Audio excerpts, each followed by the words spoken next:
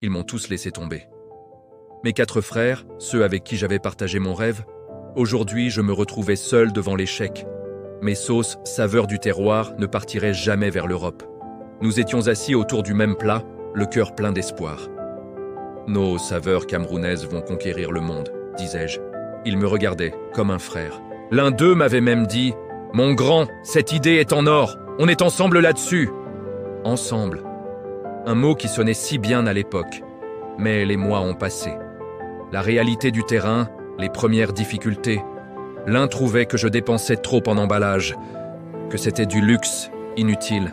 Un autre, celui que je considérais comme mon bras droit, est parti avec ma liste de fournisseurs, mon carnet d'adresses si durement acquis. Et le dernier ?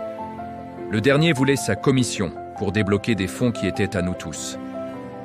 La confiance s'est évaporée comme l'eau sur le feu. Chacun a tiré la couverture de son côté, laissant notre rêve commun se déchirer.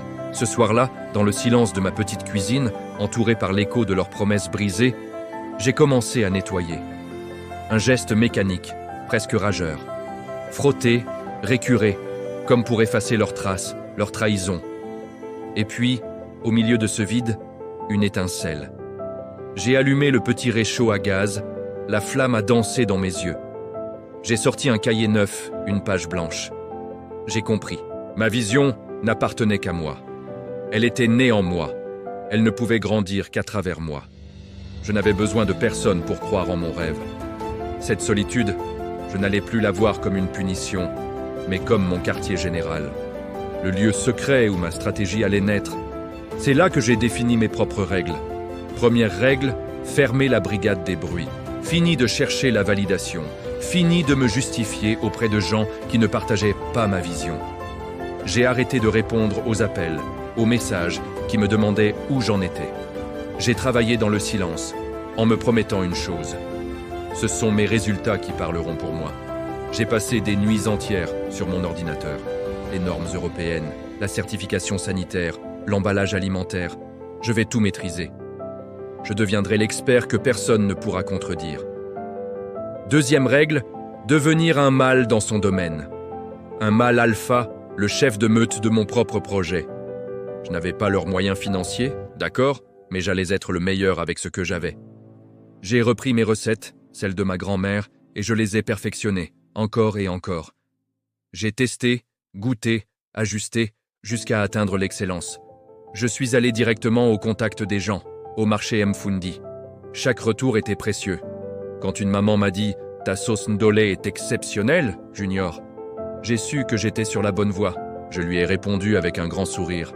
« Merci maman, c'est la recette de ma grand-mère, améliorée. » L'authenticité serait ma force. Troisième règle, la discipline comme seul partenaire.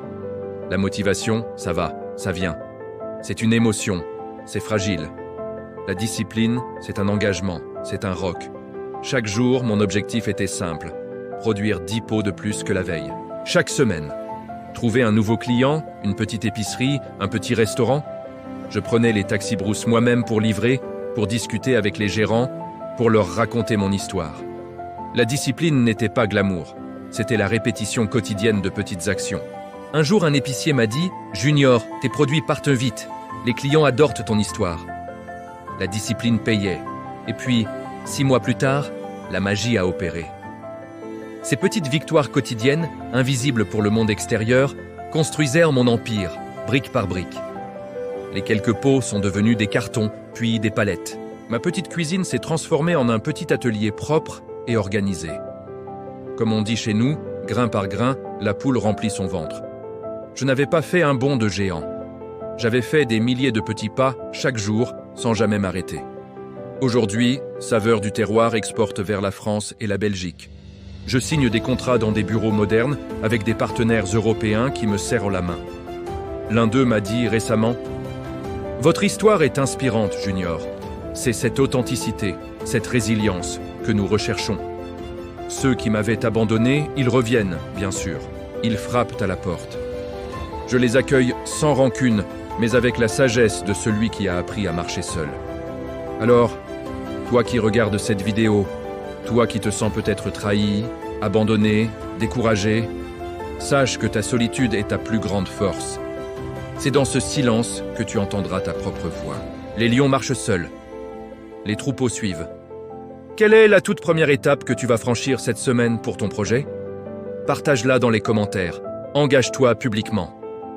Si mon histoire t'a inspiré, like cette vidéo et abonne-toi pour plus de motivation camerounaise. Et surtout, ne reste pas là. Lève-toi et commence. Ton héritage t'attend.